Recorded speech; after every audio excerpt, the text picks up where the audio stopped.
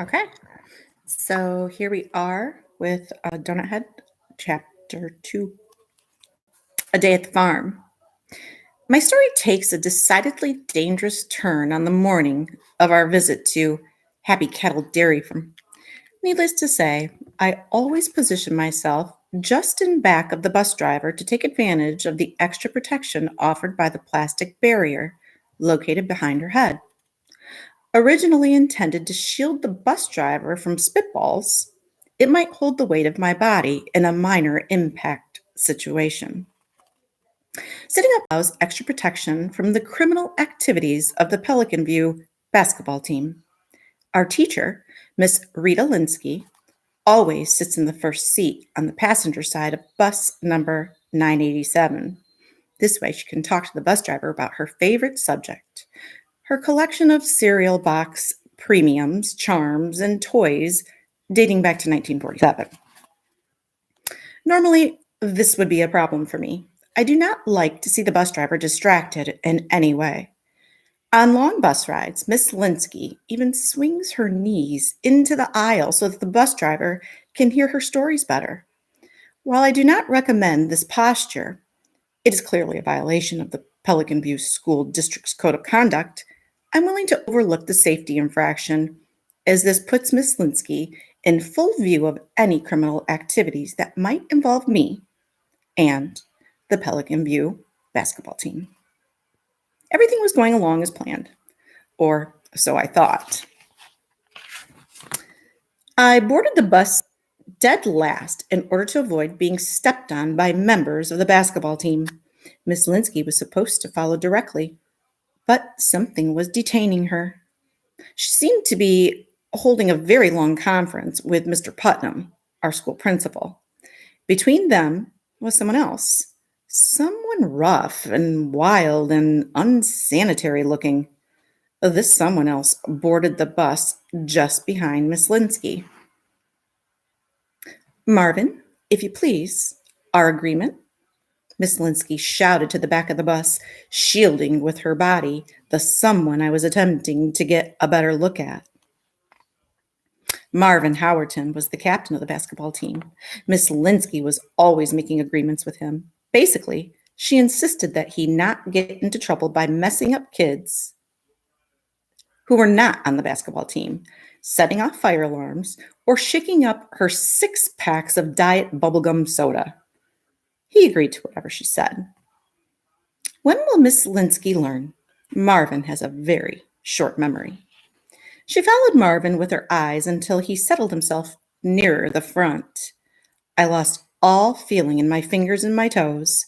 I was now directly in his line of fire. "Franklin, I would appreciate it if you would be Sarah's partner at the farm. She's just arrived at Pelican View, and we want to make her feel welcome."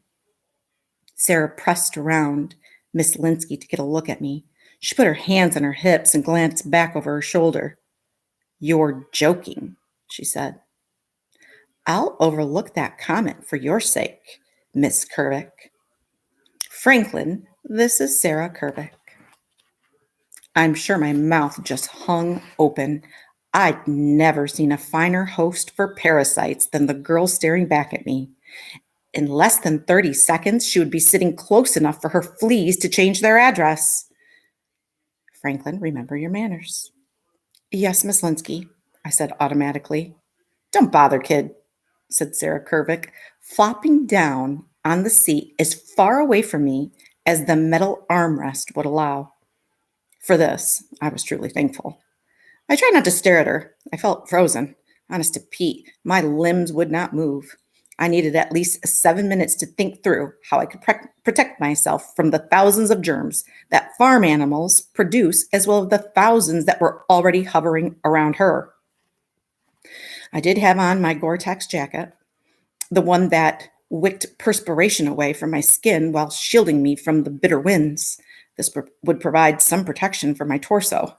I had hoped to bring a pair of the disposable sanitary gloves my grandparents had given me for my birthday, but my mother thought they would attract too much attention. "You're going to look like a white Michael Jackson," she said.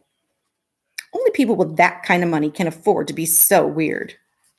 This is the kind of love and support I get in my home environment. On the bright side, Sarah Kervick's body would make it more difficult for Marvin to shoot projectiles at me. She was not wearing a jacket at all, only a thin cardigan that had begun unraveling at the bottom. Underneath, she wore a cotton dress that ended above her bony knees. I noticed, too, that she had a wart on her knee. But the most surprising thing about Sarah Kervick was her hair. It was all matted and messed up like she had never combed it. Big, long pieces of dirty blonde hair so tangled together, it looked like there was a throw pillow crocheted under the back of her head. The bus lurched to a start. I covered my nose to keep from inhaling the diesel fumes. "So, you get any new cereal toys?" the bus driver asked predictably. Her name was Princess, and her driving record was far from clean. My intestines began arranging themselves into a bunny knot. "It's funny you should mention it," began Miss Linsky. "Last night I was surfing eBay when I saw a Dick Tracy decoder ring from 1952. I remember Dick Tracy. He's the one with the big chin." "Still in the cellophane?" Miss Linsky said joyously. "Hey, look, Donut Head has a new girlfriend," Marvin said. I had a small impulse to jump out of my seat, point at Marvin, and say, "Look, everyone, it can speak." But since this would be putting my health in jeopardy, I kept quiet. Sarah Kervick shot a look at me. "Donut Head? Is that you?" I shrugged. "Why'd he call you that?" "Possibly because Donut Head is my name. It's very convenient for Marvin that I have a name that is also an insult." I answered her, keeping my voice low. As a rule, he's not very creative. "So what do you do when he talks trash to you?" "What do I do? Well, in a situation like this, I would try to do as little as possible. It's important not to respond. That could escalate the tensions." "You take his crap? Is that what you're saying? Is that what you're saying?" Sarah's voice had gotten both deeper and louder. Miss Linsky glanced over at us, but she did not stop talking. "Yes, that is correct. I take it." She folded her shoulders in toward herself and hunched down in her seat. "Some kind of partner I get. I got some kind of luck," she muttered to herself. It occurred to me that I might say the same thing about myself. "So is this your first date, Donut Head? You taking her to a cow farm?" Sarah Kervick turned to face Marvin. "I give you one warning, kid." "One warning for what? You think you and Donut Head can keep your love a secret?" Then it happened. I can't give a very clear picture because I think I lost consciousness. I mean, my life passed before my eyes. There I was at 5, trying on the first bulletproof vest I'd begged my mother for when the lurching bus caused my head to crash into Princess's plastic protective shield. Sarah Kervick had leapt over the armrest and smashed her fist into Marvin Howerton's nose. Blood was everywhere. Miss Linsky was screaming. Pandemonium broke loose. Princess pulled over to the side of the road and tossed Miss Linsky a rag to press against Marvin's bloody face. Sarah had retreated to her seat, her arms folded across her chest.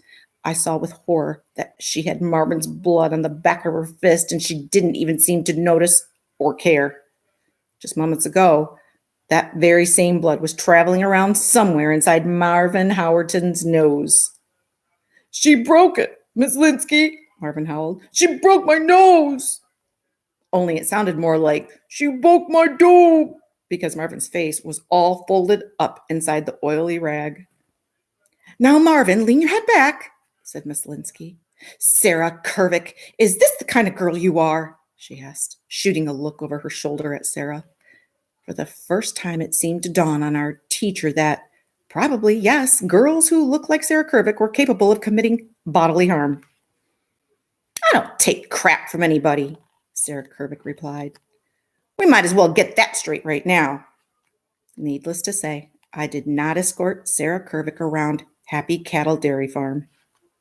She remained on the bus while I was forced to slog through the melting snow and cow pies on my own, since everyone else had already been paired off.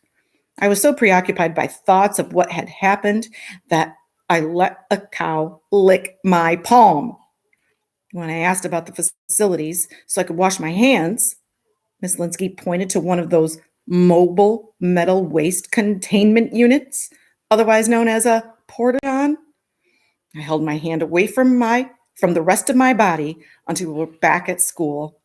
I had quite a cramp by the time we reached Pelican View Elementary. The bus driver was strangely quiet on the way back. Miss Linsky sat with her lips pressed together. Sarah Kervick leaned forward in her seat, staring at a piece of petrified gum on the floor of the bus.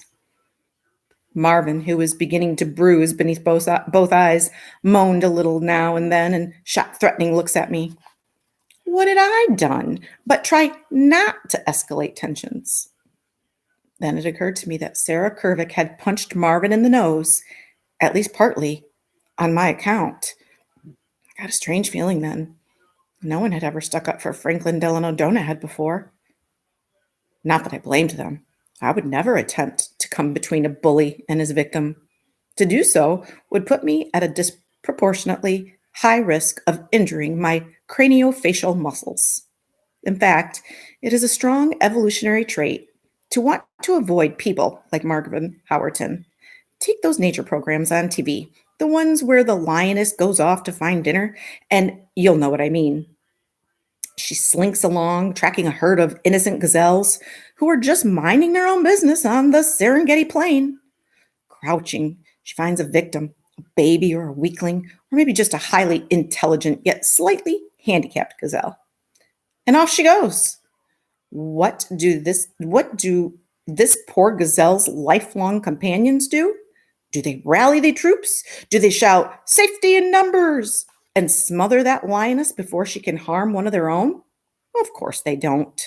They run just as fast as they can away from the scene of the crime, not even pausing to nod a fond farewell. After all, they don't want to be dessert. And that's the way it is at school. I looked up and down the rows of kids, jiggling in their bus seats, searching for one person who might brave a darkened corner of the playground to save my life from Marvin Howerton. Not one came to mind. They'd run, just like the gazelles. That's nature for you. Sarah Kervick stole a look at me just as Princess hopped the curb as she turned into Pelican View Elementary School. What's the matter, kid? How come your arm's sticking out like that? A cow licked my palm. You're joking, right? I nodded my head soberly. Only a foolish optimist can deny that dark realities of the moment. Huh? That's what Franklin Delano Roosevelt said when he took office during the Depression. Sarah Kervick laughed, revealing a couple of brown teeth. That where you get your information? Dead presidents? At least it was a real laugh and not one of those hee girl giggles that means a girl's really making fun of you. I believe she's actually thought I was funny. It was also a laugh that could not come out of any sane person who saw the trouble that lay ahead. Marvin, Sarah, come with me. The rest of you may return to class and start your journals. I was the first off the bus after Marvin and Sarah, and I watched them as long as I could. She went first. I wanted somehow to tell her never, ever offer your back to Marvin Howerton, but she didn't seem to care. I was so busy thinking about all this that I walked right by the boys' bathroom and straight to class. That meant I'd be forced to infect my pencil with mad cow germs until Miss Linsky gave me a hall pass. How long could they possibly live in the arid environment of a number 2B pencil? To calm myself, I began to hum the tune to the happy birthday song, an exercise I repeated 3 times while lathering whenever I washed my hands. Just as I reached my last, to you. However, my thoughts bounced back to bony old Sarah Kervick. Had that girl ever been introduced to a comb? What kind of mother would let her child leave the house in such a condition? Was she really laughing at what I said? Or was she just laughing at me?